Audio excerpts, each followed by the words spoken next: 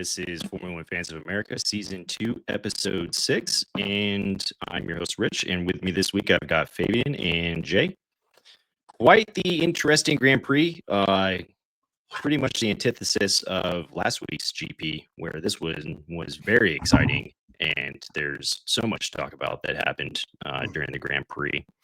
Let's get into we were right, we were wrong. I think, Fabian, you were the only one that had a correct prediction because you had Oscar winning, and you called this absolutely 100% right.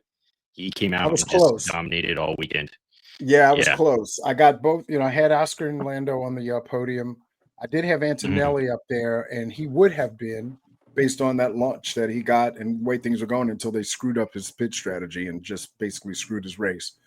If it wasn't not for the Mercedes pit wall, I honestly believe that I had a shot at having a freaking lockout on the top three. But Russell was a spoiler too. But I was glad he also took that penalty. He also took the penalty in quality that dropped him down a place. Yeah. I mean, there were some things that weren't very far off at all. That kind of falls into the pit wall, though. He's got a podium coming up real soon.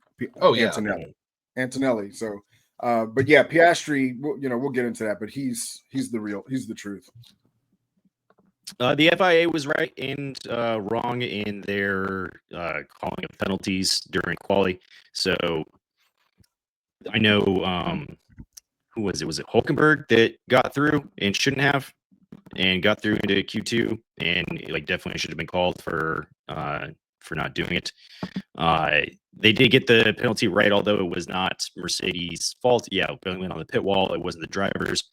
There's no real precedent for the early release that they had. So they both these swaps of position. I think they got it right with the way that they were penalized. So I mean that was fair and somewhat refreshing coming from the FIA. Oscar, not a grouch for sure. Although, I was watching this, I spent the weekend at the beach with a lady friend. Had a really wonderful weekend, but got to watch the race with her and was trying to explain things with her, and just how important this was for Oscar. All the stuff with McLaren. He just had himself a full-on weekend, a full-on race. Fabian, you wrote about Oscar, so I want to go ahead and plug your piece that you wrote, and then also let you go ahead and take over from here. Yeah. So, and we talked about it a little bit last week. I like to always try to, remind people of when we are on a track that pans out throughout the season in terms of our thinking. And I had made the reference many times of Oscar Piastri being the Michael Corleone of Formula One, and using that family analogy of Sonny being the guy, which is Lando, but really the guy is the quiet one, and I've said it, we said it several times, or I did at least last year. We mentioned it already in 2 episodes this year. And then with the prediction of him winning the race, not only does he qualify like a beast this weekend, he wins the race, he leads the entire thing, he does it by a great margin. He made no mistakes that I can remember whatsoever. Lando made several. The piece was called The Godfather Has Arrived, Why McLaren Must Now Back Oscar Piastri as the number one. And I go in depth into my analogy and how it correlates to the famous Godfather series. What was really cool about it was, I did it. Most of the stuff that I write because I just want to, because I'm passionate about it and I think it would be fun to do. I didn't realize that we were going to get 329,000 views on that piece and 250,000 engagement. It was one of the biggest pieces that we've ever done so far, besides the Yuki announcement with the transfer with Lawson. That was huge. And that was just us reporting on a news piece. This is just an editorial piece. So this is our own creation. Huge, 20,000 reactions. People are still passing it around the internet. It's all over Twitter now. How it got there, who knows? But the Twitter, yeah, X, yeah. Excuse me, tweet. Let me do that. It's on X. It's really interesting. I mean, the bottom line is, Oscar's legit. His trajectory of development can't be denied. He's got the mental fortitude of a true Iceman type mentality. Everything about the guy is geared for what he's doing right now. And then on the contrary, you look a complete 180 in the opposite direction, and we've got more of Lando in meltdown mode, and it's sad for Lando. I mean, I'd like to see the guy do well. I pull for him because he's a decent guy. But as I posted in one of our other things today, and people jumped on it, Max is not your friend, Lando. I mean, he ratted you out. He ratted you out, baby. He ratted you out. He was the first. Look, he ratted Hold him up. out. Which motherfucker last year was like, oh, Max just passed after the race on the fucking yeah, get fucked. It's racing. I think that when it comes to racing, and I'll mediate this, but I think that when it comes to racing, I love it. like you're gonna call it as you're gonna call it, right? There's Absolutely. friendship off the track, and there's enemies on the track, and they are And definitely like I said, frenemies. Max is not your friend, Lando. Not on that track. Lando's not Not on Max's the racetrack. friend on that track either. Exactly. I don't know. I Nobody's don't know how friends on the many times racetrack. Lando is reported to the FIA where Max is lined up in the grid box. But anyway, That was clear as fuck. it was. Not to mention, after the fucking race last year, Lando fucking straight up narked the shit out of Max. I didn't mean to get him started so early, people. I'm sorry. Motherfucker. I couldn't help myself. No, George Russell, though, is the king of that shit. Yeah. Oh, yeah. He's the biggest tattletale in Formula One. Poster boy for teacher's pet right there. But let's get back to that with Lando. It's obviously impacting his mental health when he struggles to perform, and he's set his expectations so high, and the expectations because of the car are so high that he really beats himself up, and you can see it. It's not healthy. If you look at in contrast to another driver who's a little bit older and more experienced, if you look at Esteban Ocon, right? Wrecked his car in quali, came back, and then like he didn't even do it, like it never happened. He's Fabes, you're muted, but like he's got to learn to take things in stride and move on from them. You're gonna have bad races, man. Every single race car driver in their career has had bad races. You guys are still performing as a team. You were still there. Like, stop beating yourself up so much. It's hard to watch. What's the idiom? It's not how you go down, it's how you get back up. Right? How you get knocked down. Notice it says how you get back up, not that you get back up. And that's where I think Lando's got a problem, because it's his how he gets back up is troubling. And I think Sorry. No, go ahead, Jay. I was gonna say, it's like, honestly, if it was just him trying to get back up, it'd be more of a fucking improvement than what he does currently. He gets hit and he just stays down like a bitch. Like, if he was not in the fastest car on the grid, he would have been like 12th yesterday. Yeah, it does seem that like mentally he's staying down and not even trying to get back up. And you could tell he was down during that race and making mental mistakes that, it's like what happened in qualifying was still plaguing him. And it's like, also, dude, it wasn't that bad. You made a really like slippery mistake on a difficult track that like a lot of other people made mistakes on. It was just the wrong action at the wrong time. And yeah, it cost you, a couple tenths of a second, but it wasn't that bad, dude. You can still get over this, And I think, it's important for us to say that we're not here kicking him while he's down, right? We're not, we're not anti-Lando by any stretch. We're not anti any driver, really. But I am such a dick. Go ahead and be, but no, truthfully, it's like, it's just, as a fan, it's hard to see him cycle right back. And it looks like each time it happens, it gets worse, right? First time it was talent, right? That was the first word they gave when somebody said, "What's wrong? What's happening out there? What's the problem?" He's like, talent.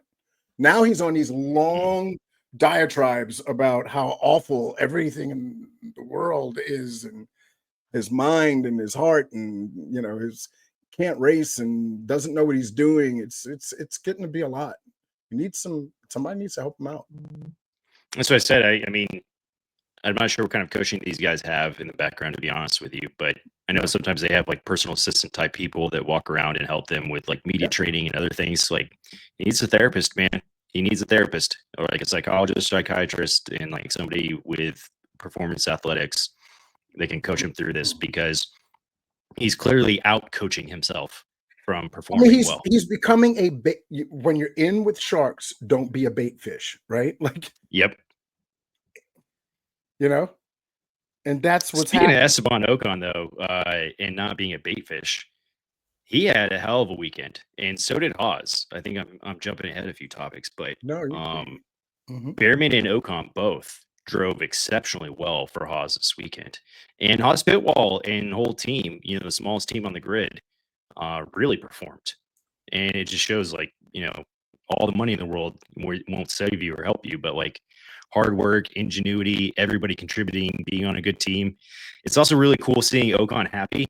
He's very, very happy this season comparative to last year, I think. And just as we're harkening on Lando's mentality, like, that changes your ability to drive and perform, especially in a sport like Formula One, where we're dealing with hundreds and thousands Yeah. of a second at Right. times.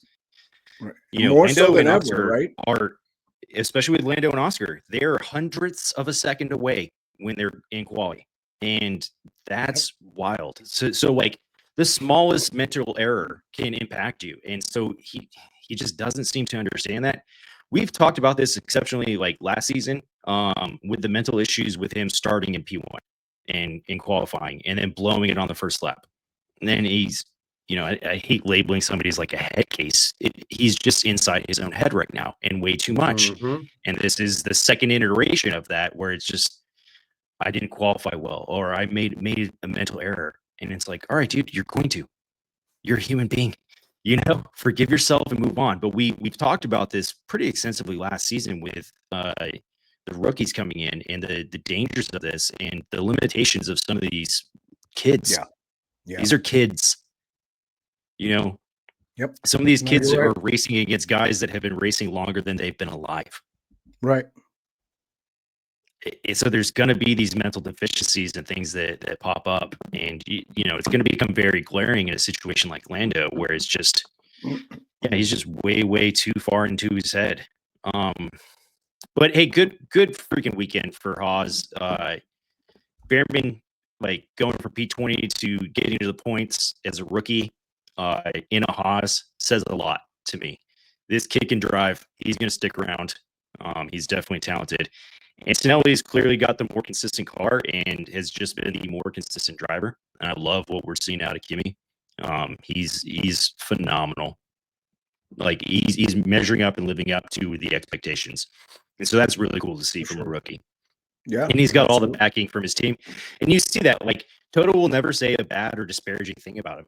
Even if he makes a mistake, he only gets praise. He only gets compliments. And they're cultivating that. And, like, that's sort of what I think Lando needs right now. I thought Zach was good at covering for him and acknowledging him. I think the media was totally kissing his ass. Right. Yeah, just because it's funny, because even if like Liam Lawson or Jack Doohan came out and said the same thing, like, you would not have received the same response from the media commentators from F1.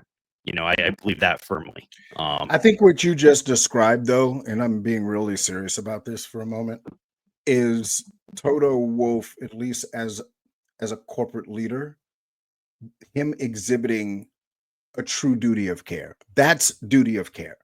Praise in public, chastise, criticize, and recalibrate in private.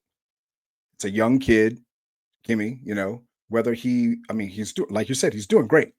When and if he isn't, though, that's not going to be the blurb coming out of Toto's mouth, whether it's involuntarily or under an interview situation. Toto is the antithesis of Helmut Marko and Christian Horner, in terms of that. He just is. And care for their drivers, absolutely. And you see this all throughout. And for the DTS fans at home, you saw how, like, emotionally impactful it was, Lewis leaving him, and how invested he was into that relationship. And so, especially in a corporate environment, in a high stakes environment such as F1, to understand all that. And you're absolutely right. You praise in public, you punish in private. That's it. This is good corporate strategy, and he is an excellent leader, not a manager, a very true leader, where he backs his people, and like, his people don't have to wonder, like, am I going to get crucified in the media? like who was it? Was it Hajar? Where you're going to come in and say that this is embarrassing because I'm crying because I fucking ruined my first race in Formula One. That's what Marco did, and then of course you've got Exactly. Flavio, all up Duhan's ass before he even ran his first race. It's just there's a distinct difference in the way that people see the human side of this sport, and it doesn't matter if they're 18 it's coaching or styles too. Yeah, it's coaching styles and how you draw human performance. And there's guys where you can belittle and yell at them, and that will draw it out of them. And then there's other people where it's like, man, if you belittle and like abuse me verbally, like fuck you. Yeah. Like I'm not. That's not going to inspire me to perform. Like I don't know what you think you're doing. You're embarrassing me. You're also embarrassing yourself because you're showing a lack of character and like you're showing a lack of leadership. And that's like a management trait to me. Like if you're going to belittle somebody publicly, you're doing it wrong, and you're just abusing the relationship and the authority that you have. And some people don't seem to be able to wrap their brains around that. And honestly, when it, we'll move on. But yeah, I don't like things like that. So, agree. Do you want to get into Red Bull and the struggles this weekend, Jay, and the large potential looming thing, which is a rumor? It's a strong rumor.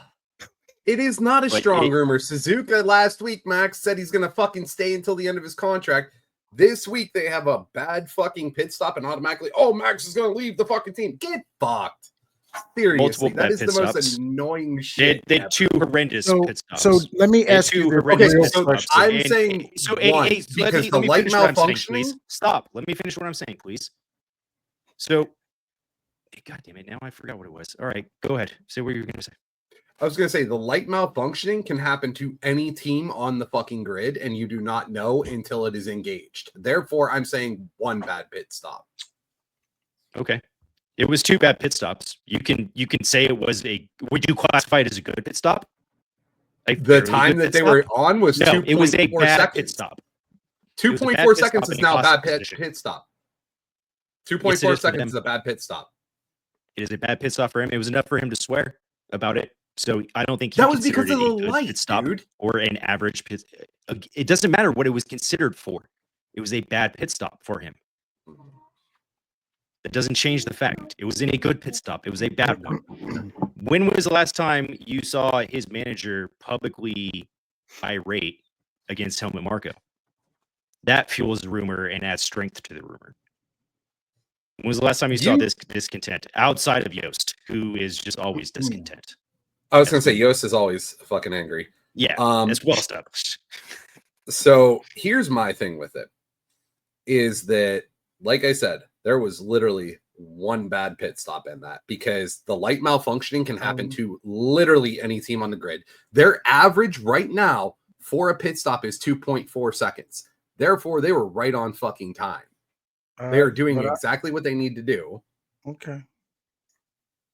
But at the end of the day, I mean, we could bigger this back and forth, but it was enough. I don't think he would consider it a good pit stop. And I know you know what I'm saying. And it was enough for him to swear. And it was a bad pit stop for Yuki too. Yuki had the better of it.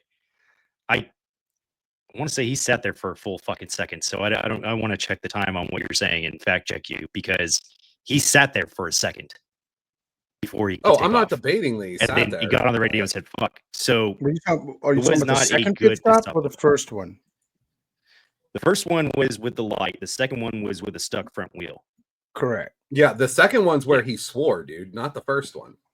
Oh, the first one after he was out was like, okay, what the fuck happened? But my guess that was, I'm going to make an educated. I don't know how long the first pit stop was for either Yuki or Max. That was slow, but I know for a fact Yuki that swore. Then maybe I'm confusing it. Yeah, they were more.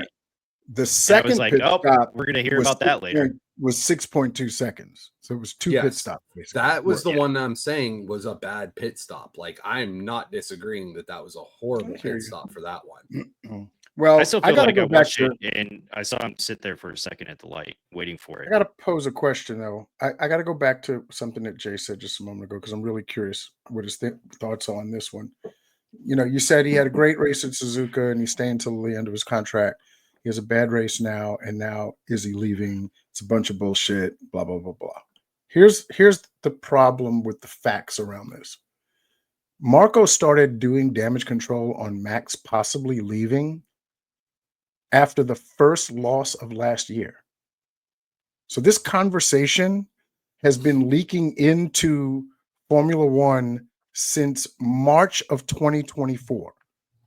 Okay, And the more he talks about it, the more it brings up the question as to why is he talking about it? Why is he having conversations about Max leaving or not leaving and the clause in his contract? Because basically, my understanding is that the clause is if he drops below 3 in the World Drivers' Championship, if he drops below number 3, he can activate this clause in his contract. Okay, but again, focusing my thought because I got to keep me on track too. March of 2024 is when Marco started talking about this, and it's been a talking point for a year now. And right now, his entire tone has changed, and he said Max leaving is a serious concern.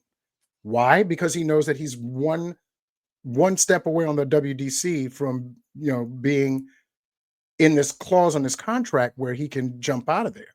So with that being the case, is it really nonsense to think that there's nothing there?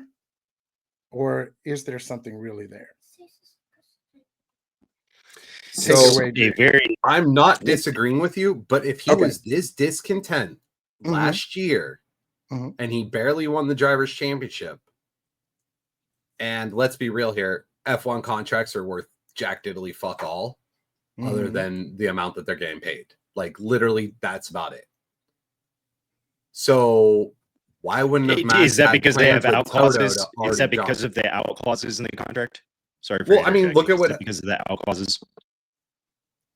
Everything is like subjected because Oscar broke his deal with Alpine. Fernando, I want to say, has dropped a couple of contracts, and he did it in a real shady way whenever he left Ferrari originally. Or was that McLaren? He left and went to Ferrari. I can't remember which way it went, but it was something along those lines. Lewis had a 1+1 that he bailed out on the second year, and normally the 1+1 is up to the team, not the driver. So in recent memory, contracts have been absolutely nothing. Ocon's another prime example. Ocon did not do bad with that car last year, but was out of his contract. Like, there is so much there that they just don't mean shit anymore. I'm wondering why. And so, like, I bring up like out clauses in a contract, and that's the only way to get away from that legally without being sued and having a prolonged and a protracted legal battle, and then also probably not being able to compete for another team. I would assume that would be in a team's contract, is that if we don't let you go, you're not competing for anybody else. I don't know. I'd like to dig into more into contract law for F1 and these contracts specifically, but they have to have an out clause for the driver, and that's the only way you can get away with that legally. Because otherwise, these teams have billions of dollars, and they'll sue you into the poorhouse like you're a driver with a management company. So it's really not gonna like toe-to-toe in legal battle like money wins. So, but yeah, I'd be interested to look at those contracts and the out clauses for drivers and why they can leave them so easily. I know you just mentioned it where it's a 1+1 deal and they can leave, but there's also like stipulations, which is exactly what brought up this point, which is where if he's in a team that's not third place in the grid, he can bow out whenever he wants. And right now they're in jeopardy of that. I actually don't buy that clause at all. Because why would a team put third place of all places? Listen. You don't have to buy it. You don't have to buy it, but it's pretty much confirmed that that's what the clause is. It's not the team putting that in place. It's the driver putting that in place so that if the team is struggling, then I can leave. And that's what I mean. There's out clauses for the drivers and there's out clauses for the teams. And so when you sign that contract, it's like, hey, we said this and it's clear as day. If this isn't going, then I'm not going. Then I'm going to another team and whoever wants to sign me, pay me money. Go. Right. Yeah. That I can go. Let's see. It is an interesting topic. So yeah, I do like It's a discussing very this. interesting topic. Do we want to talk about Ferrari's weekend since we're talking about Lewis Hamilton We again? should. Yeah, we should. A little bit of a struggle with the car. Let's talk about Leclerc because he was fighting very, very hard against the car and performed, I would say, admirably. Honestly thought he was going to do really well this weekend, but because he's performed pretty well at Bahrain inconsistently, I honestly expected a little bit more out of Lewis this weekend. But again, battling the car, you know. So, Go ahead, Fabian, I Jay. want to go ahead and kick. Okay. What do you got? What do you got for Ferrari, Jay? And then we'll kick it over to Fabian. So, well, it was very clear watching. I watched all the free practices, and I did watch qualifying, and it was very clear that they're working through a rear end traction issue on the car, even with Charles's and Lewis's being on quote unquote different development paths, right? That is the thing that exists, probably tied to this new front end and trying to find out how to balance the what's the term I want to use, the liveliness of that front end with grip on the back end. F1 is an interesting sport, man. Lewis went from not feeling it too well in practice, but of course, every time it goes in the garage, they're making adjustments, right? There's a new floor. Qualifying was not good for him, this weekend. And he came into the race feeling like this was really going to be a crappy week. He was basically apologizing to the team and saying, look, y'all are doing everything you can. I've got to do better on my side. Something is not gelling. And overnight, from that bad quality, and it's not a bad quality. There's 20 grid places. Bad quality would be on the other end, right? Go ahead. In a stark contrast with the reaction from Lando, as we said, correct. These older drivers with the experience, they take it in stride. Agreed. And he gets in the car. The first stint was interesting because with the new F1 TV Pro, by the way, which I absolutely love, or premium, whatever it's called, I was able to put the in-dash cam of Lewis not on my iPad, but on my screen in the corner while I watched the race, keeping my eyes forward, right?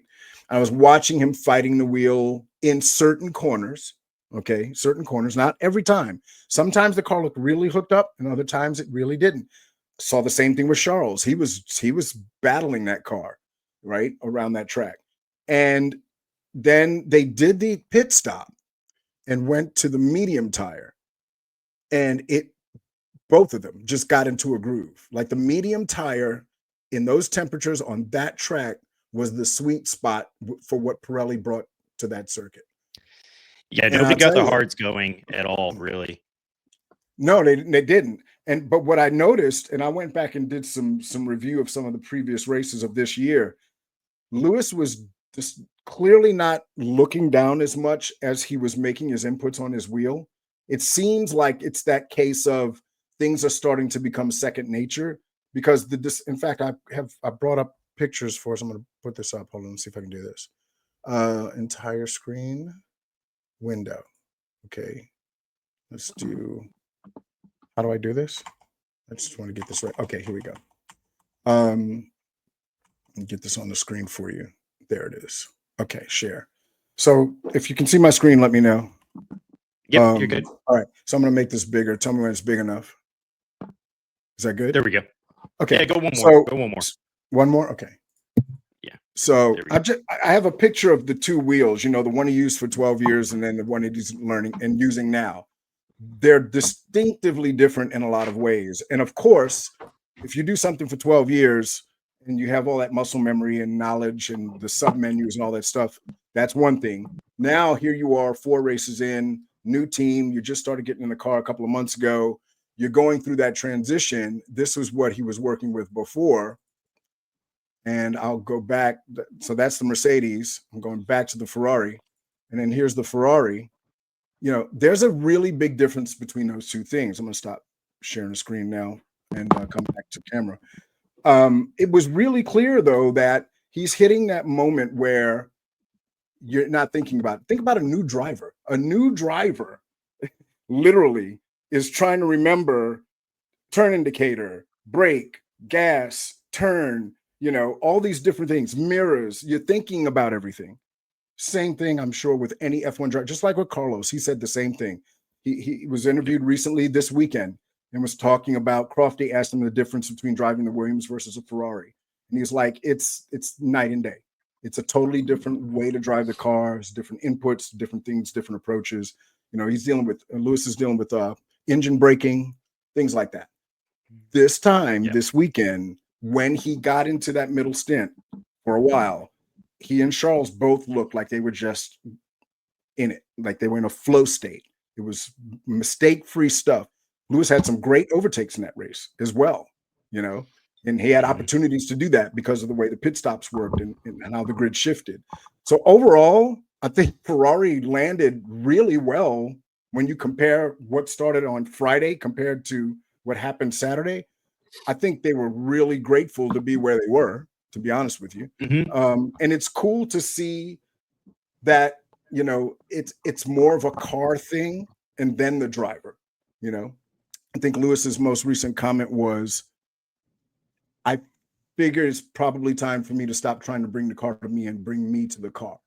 And maybe now he's at the point mechanically where he can start to do that, because of his familiarity with it.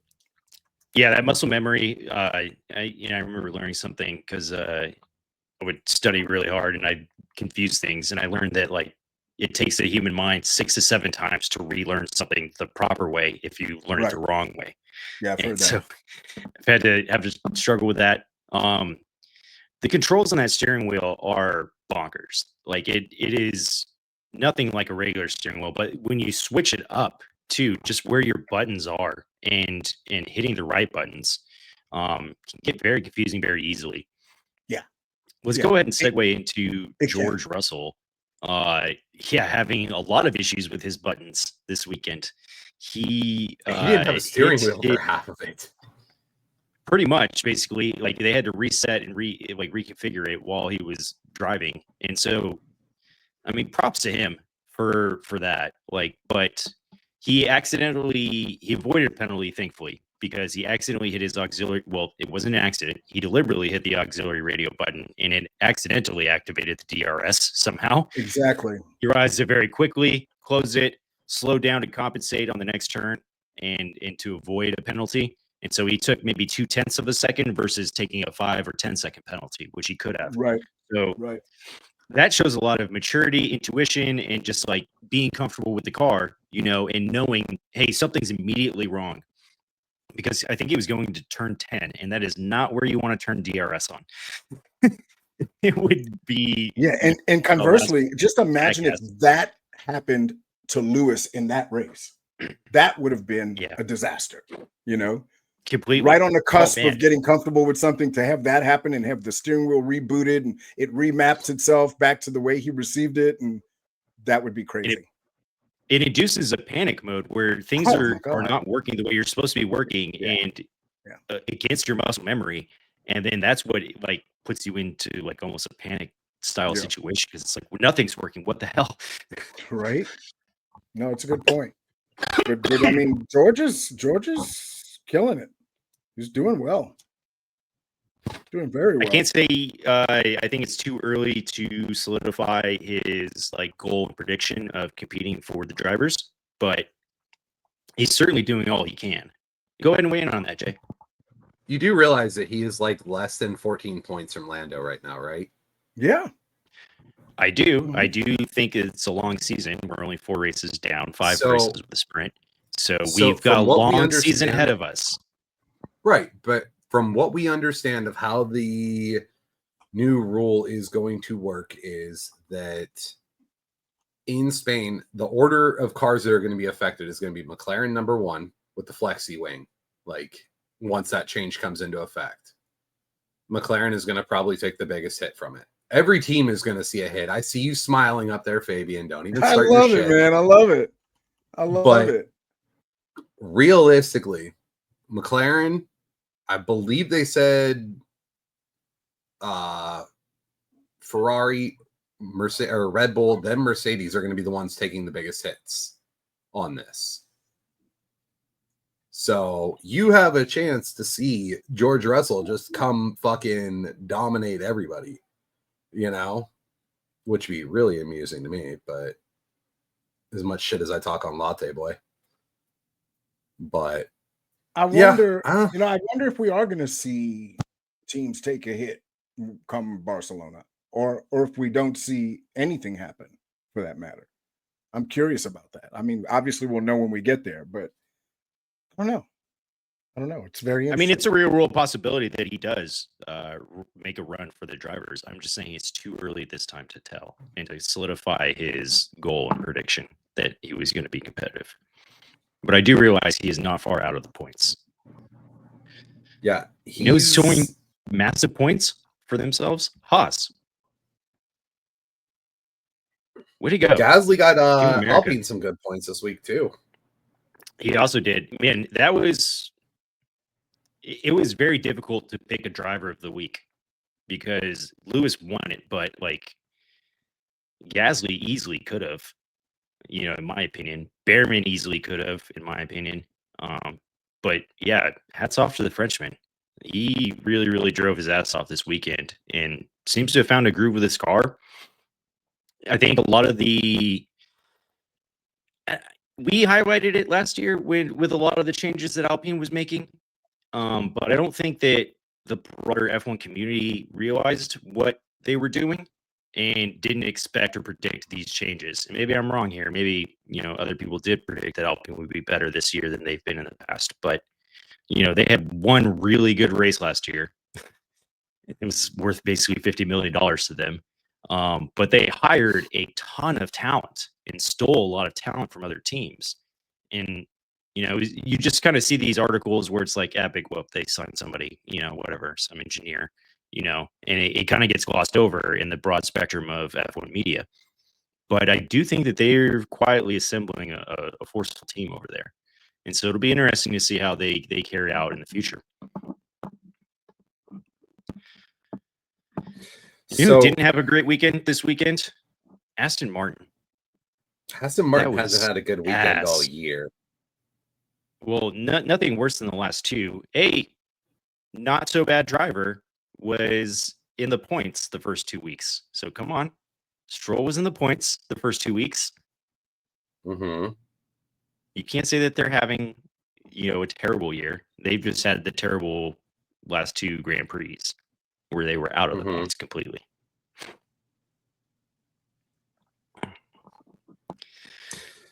So we did not mention when we were talking about Red Bull, and so I'm going to kick it to you. Well, go ahead. I'll let you finish your thoughts on Aston Martin, but then I'm going to. I was going to say, well, for starters, they need to figure out their steering wheel.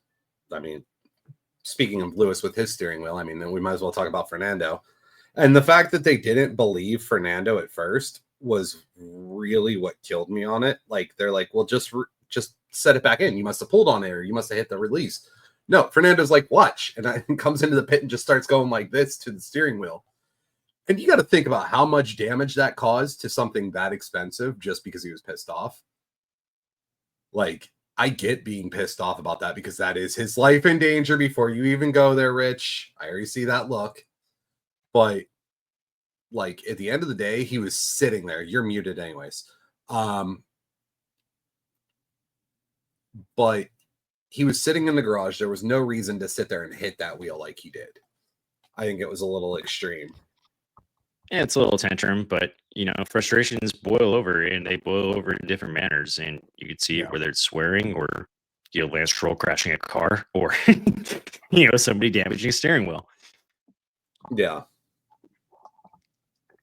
I want to get back to Red Bull, and I wanted to get your opinion because your fave guy, Yuki, was up in the points this weekend and didn't have a bad drive. Had a little bit of contact that took Alonso out. Signs. God damn it. I'm mixing up names left and right this week. I know. I'm mixing up names left and right this week. It's just a thing that I'm going to keep doing. Just disinformation campaigns about other drivers. So, not Alonso. Signs had his floor and like the whole side of his car damaged. And like Yuki thankfully drove away out of that without any issues, really. There were some carbon fiber bits. We've talked about this. What did you think about the safety car?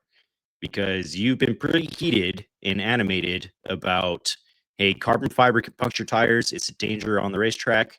What did you think about that? So whenever they did not pull him in, or pull them in immediately, that was dumb, straight up. Because Sainz went 3 or 4 more laps, I think, until the safety car came out, and then they're like, yeah, just bring it home. We can't do this. Yeah. So for starters, but they're literally specifically like virtual it. safety car versus full safety car. What I guess specifically, what were your thoughts on that? So they should have called out the safety car earlier. Definitely, if they were bringing it out to a full one. But with that many shards that were on the thing, because I mean, I only saw 2 big chunks on the track of the side pod. So you got to think that thing exploded, which means there's little carbon fiber shards literally all over the track and around a dangerous turn to catch a puncture and everything else. I mean, this was another fumble on the NFL, on the FIA. They know better at this point. It's getting stupid that they're willing to do this type of shit. So I would have honestly, because of the way the side pod exploded the way it did, I would have honestly red flagged it. Because there's so much shards of that, and the way that Sainz drove that car for another 3 to 4 laps before they even called for the safety car, you have to think that's now all over the track. So how much is it worth it to allow them to clean up the track for all of 10 minutes, I think it took for the virtual safety or for the full safety car, bring them into the pits, let them red flag for a couple of minutes, and then restart the grid. But at the same time, they can't do that because X, Y, and Z, yada, yada. It's a double-edged sword because it does affect how the race can end up. Because at that point, I want to say Oscar was in second, maybe, because he had just he was in a first. little bit prior. No, he had just pitted prior, I thought. Oh, maybe I'd have to go back and check. Yeah, I can't really remember. But I mean, all those people that had just pitted, I can understand there being legitimate gripes about it. But I think Ocon was one of the ones that had just pitted, and it cost him. Yeah. So that's what I'm saying. I get it. So I agree with you, except for the red flag. I think they could have ran, and I think the full safety car was the right decision. There was some chatter about it, from the drivers and commentators about it, only needing to be a virtual safety car, and I disagree with that, completely. I do think because you're gonna have to get people out on the track to sweep it, and I also agree with you that they called it way too late. That it should have been, called pretty quickly, and then hey, everybody avoid this side of the track while we sweep the carbon fiber out of it, and avoid a puncture leading into a turn, like you pointed out, because it's a dangerous spot, and it's safety considerations, which driver safety is of utmost importance in this sport. So definitely a little bit inconsiderate of the FIA. So it's just not worth the risk. You could puncture someone's tire going into a turn and literally kill someone. So let's do the smart and the right thing. I understand the value of entertainment. I understand the impact of the race, but no, let's do the right thing here. Lawson is trash. How long did he last? You did. That was a we were right moment too, by the way. You called this and said that he was not going to perform well. And I was kind of looking forward to him because I enjoyed his personality as a commentator. Now I don't enjoy anything about him. I pretty much stopped when he flipped off Checo. I was just I thought that was all right, great. Cool. I don't know. Part of me was just yeah, I don't know. It's not something I would have done. But now it just sort of makes him look like a petulant brat. And so that's why it's I don't know if I would have done that.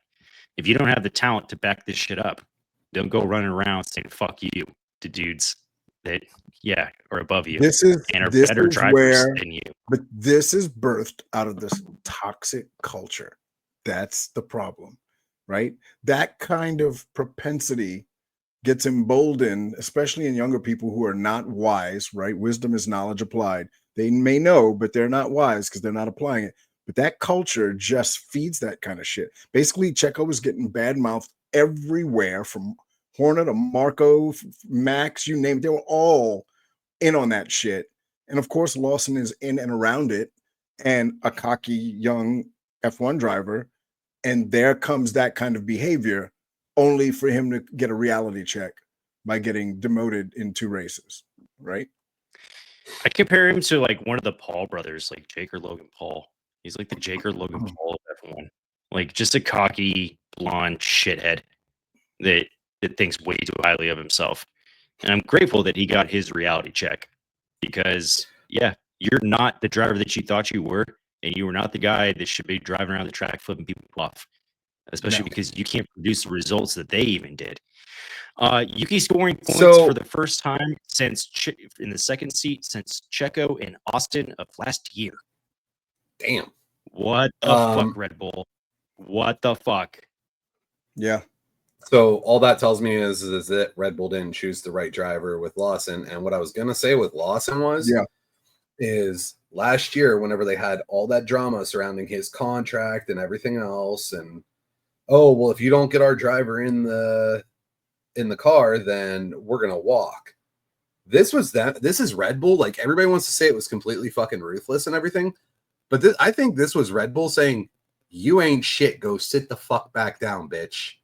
Like, I really feel that this was Red Bull saying, like, "You're not going to strong arm us." Yeah, we will not be strong arm. And now we're going to be like, you're going to be out of F1. Congratulations. You wanted it too quick. You were not ready.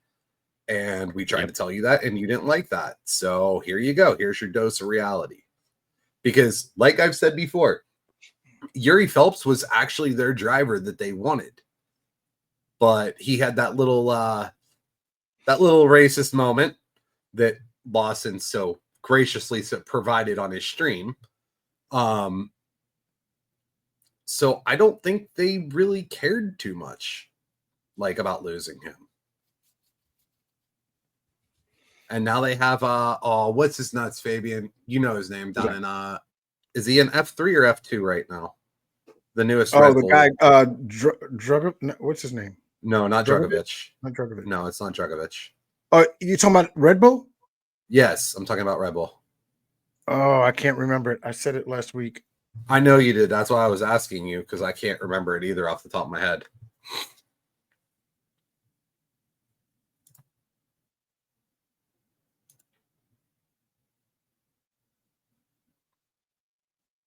I can't remember it. Oh, it says after. I'm sorry, I just saw the private chat. I apologize. After a significant part of the season. Okay, so that would probably be like Austin time frame, I would guess. Mm-hmm. So I thought you were meaning like any time during the entirety of the year, and it's like, yeah, that's dumb. Who's that guy's name? Well, regardless, they have 2 absolute beasts in Hajar and then that other kid. Rich, you're muted again.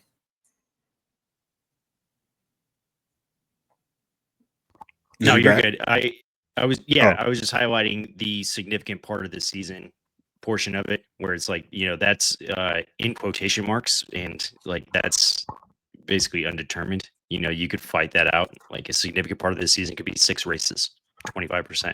Significant part could be 50%. So that's why you can get these exit clauses out of a contract. And again, we're reverting back to talking about the contract for Verstappen. But sorry, guys, I think that's why, like, there's sort of these nebulous clauses where a driver could bow out because his legal team could say significant is 25% of the season, and that's 6 races. So significant could otherwise mean 50%. And, that would put us towards, like, what, Austin? Like you're saying? Or that's even later. No, Austin's in like I would say October, I a think. significant portion of the season would be 60%, because if it was half season, they would Yeah, call it 2/3. half. Yeah. Okay. Yeah, 2/3. So yeah, 2/3 of the way through the season. That would target Austin around there. All right. So good stuff there. Jay, do you got anything for Conspiracy Corner this week? Um, Kind of already Everything covered he it says with is conspiracy Max for crying out loud. He doesn't need a segment. anyways, Love I you, think brother. we covered Love it you, brother. with Max leading in the conspiracy. So I think you kind of like drummed down a conspiracy, but do you have any to gen up? I think McLaren's done with fucking Lando at this point. Ooh. I really do, because like normally you 4 would hear them races into the telling them, season after they won the constructors. 4 after they GPs lost into the season. driver.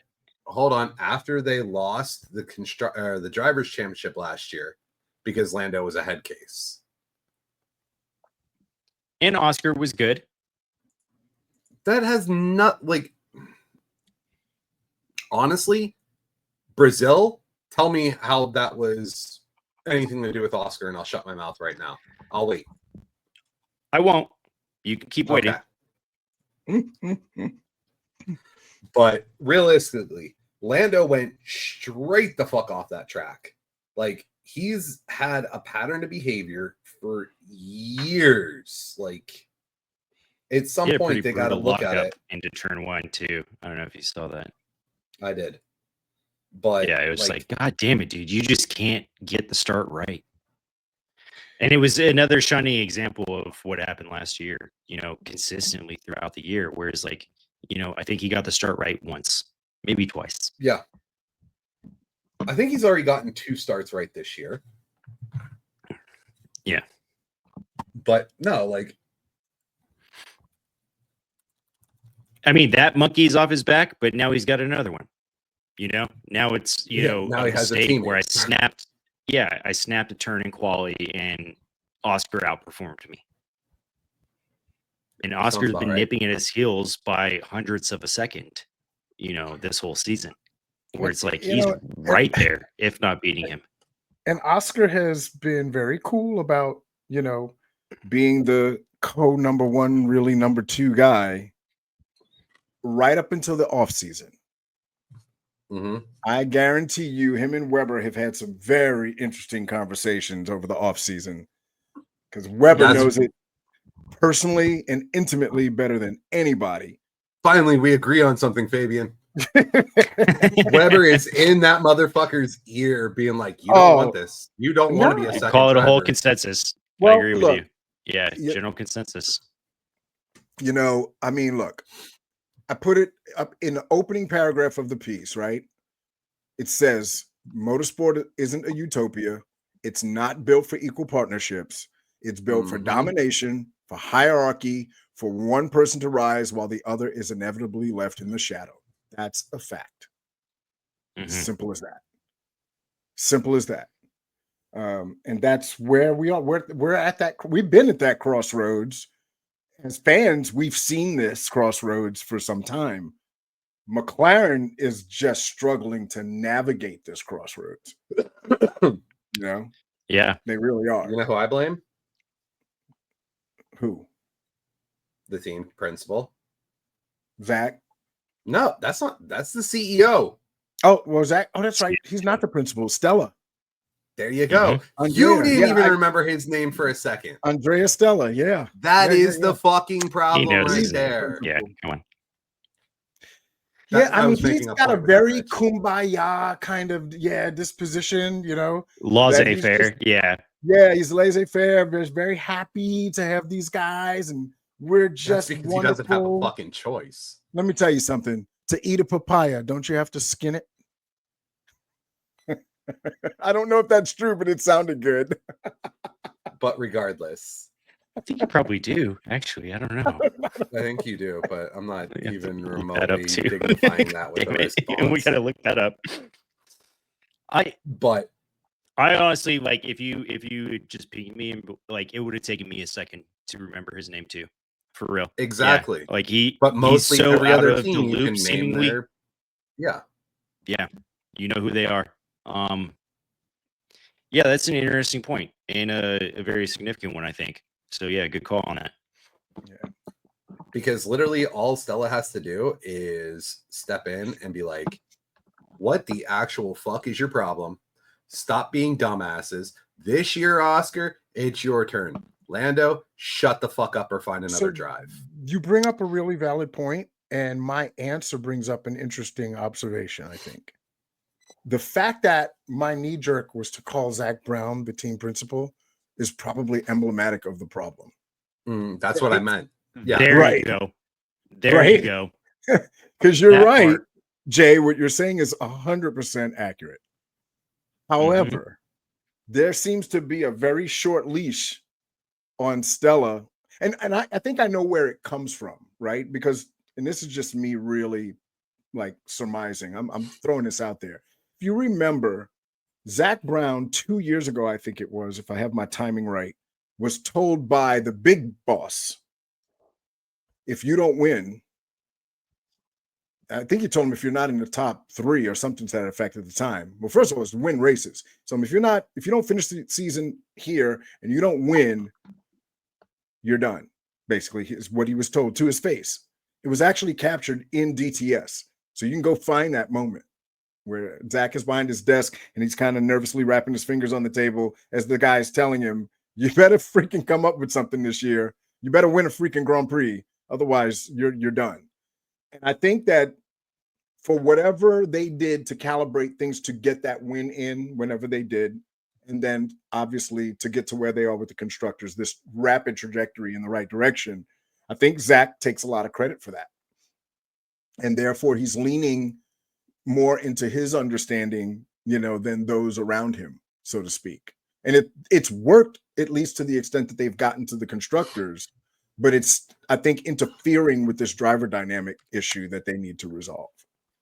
It probably is. It's like a GM, that wants to be the head coach and do everything and just control everything. And yeah, exactly. When you get into, the owner wants to be the coach, basically, and the GM, and you run into these situations, and like, there's a reason why there's multiple roles and a reason for somebody telling you, like, hey, this isn't going to work. It also is true, is like, I bring up, like, you need a psychologist or psychotherapist or really just a coach. That's sort of your job as the team principal, is to look after your driver, look after their mental state. Like, yeah, so he is sort of like lacking and letting down as a team principal. Very good points, gentlemen. I like that. I don't think that these points are being very well made, that like Zach Brown is sort of the overbearing, like, co-team principal and CEO. That may be the cause of some of these issues. And it would be up to him if he has enough time in his day to try and coach Lando through this, but it doesn't seem to be working. He did give a very solid interview where he, was praising Lando and like doing the things that we talked about, but it wasn't, it doesn't seem to be enough. There needs to be more individual attention on Lando, and that's what he's seeking, and that's what he needs, because right now he is way too insecure. Well, gentlemen, another Monday in the books. This has been Formula One Fans of America, Season 2, Episode 6. Any closing comments? All right, I think we can wrap. Fabe, you're muted. Are we even worried about why don't we go week? ahead and throw some predictions in for the weekend? Ooh, good call. Yeah, I glossed over I know that you want to one. get away from us. We understand, but let's get this in. No, really, let's do it. We're on the middle. We are on the Middle Eastern tour. We just completed the Bahrain Grand Prix. It is a lovely island off the coast of Saudi Arabia, but now they're going over to Jeddah into Saudi Arabia. Good track. Honestly, I'm going to be a little conservative in my predictions here, but I'm going to go Oscar first. Actually, I don't think that's even considered conservative now. I'm going to do Lando P2 and Russell P3. Jay, what do you got?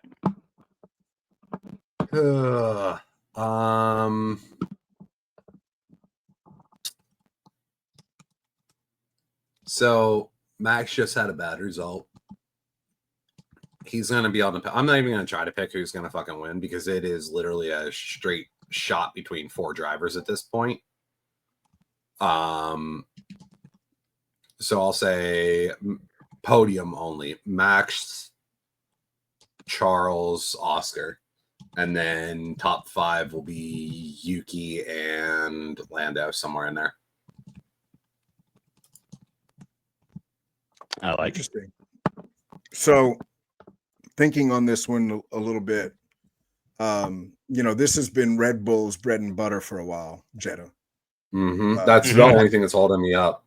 Yeah, but on their heels at Jeddah has always been Ferrari as of late.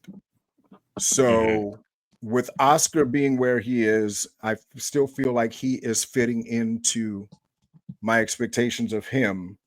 I'm going to put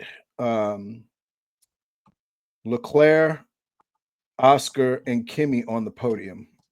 I don't know where I'm going to put them on the podium just yet, but I'm going to talk through it real quick. I think it's going to be Oscar, Leclerc, and Antonelli. That's what I'm going with. Oscar, Leclerc, Antonelli. Okay. I like it. I'm going to, because Jay did P4 and 5. So who's your P4 and 5?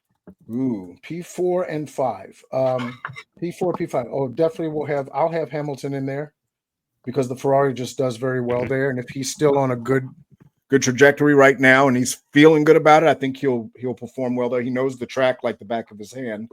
And on a P5, Alonso. Okay. Yeah.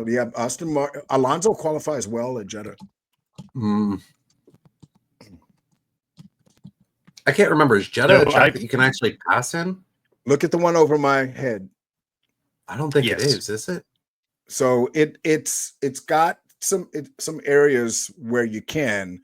It doesn't have the characteristics that Bahrain has, with the long straights with the lunging corners. It doesn't have that, but it's got that one corner, up at that area, like the famous hairpin, and then it's got 2 areas where they're like switchback, like left right left chicanes, where people get a little. It's very closed in feeling in those spots because the run up out of the when you go past the pit lane, that area is really wide.